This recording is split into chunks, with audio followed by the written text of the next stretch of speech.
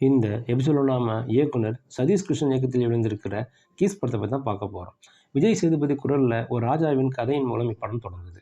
கதாநாயகி பிரீத்தி அஸ்ரானியின் மூலம் ஒரு புத்தகம் கவினுக்கு கிடைக்குது. ஆனால் அந்த புத்தகத்தை அவரால் திறக்க முடியலை. அந்த புத்தகம் வந்த பிறகு யார் முத்தம் கொடுப்பதை பார்த்தாலும் கவினிற்கு அவர்களின் எதிர்காலம் தெரியுது.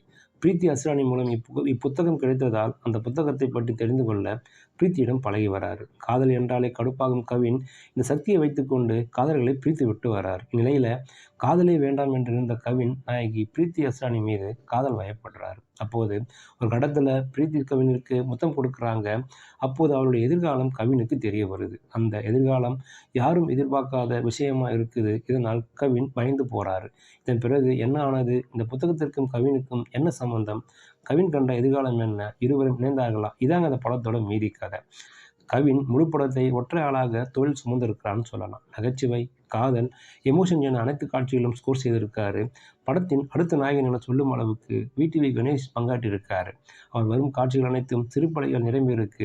மிர்ச்சி விஜய் மற்றும் பிரீத்தி அஸ்ரானி கொடுத்த வேலையை சிறப்பாக செஞ்சுருக்காங்கன்னு சொல்லலாம். படத்திற்கு மிகப்பெரிய பலம் ஜென்மார்ட்டின் பின்னணி இசை, ஹரிஷின் ஒளிப்பதிவு கலர்ஃபுல்லாக அமைஞ்சிருக்குன்னு சொல்லலாம். நடனத்தில் பட்டியை கிளப்பி கொண்டு இந்த சதீஷ் படத்தின் மூலம் இயக்குனர் அறிமுகமாக இருக்காரு. இந்த காலத்து இளைஞர்களுக்கு ஏற்ப ஒரு ஃபேண்டிராம் காம் படத்தை இயக்க முயற்சித்திருக்காரு. படத்தின் காமெடி காட்சிகள் பல இடத்தில் ஒர்க் அவுட் ஆகி இருக்குன்னு சொல்லலாம். ஆனால் படத்தின் எமோஷன் காட்சிகள் மற்றும் ஃபேண்டசி விஷயங்கள் மக்களிடையே கனெக்ட் ஆகலை.